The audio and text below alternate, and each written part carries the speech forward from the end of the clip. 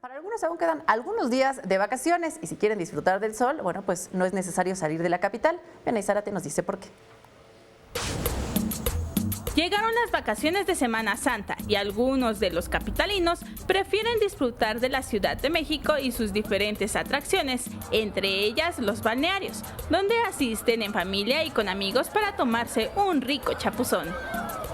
Pues venimos porque la economía está muy corta y hay que venir aunque sea a divertirnos un ratito, traer a los niños. Con un rico sol de primavera, las albercas, chapoteaderos y toboganes lucen llenos, pero eso no impide que los asistentes disfruten de un rico descanso. Ahora sí que cada quien disfruta a su modo, ¿no? No necesitas estar así muy ampliamente para disfrutar el momento. Llega la tarde y es hora de la comida, y no puede faltar una rica carne asada, tortas, sándwiches y los refrescos. Ahorita una carnita asada para la familia, aquí que en este día de descanso, pues vamos a aprovechar para una carnita asada.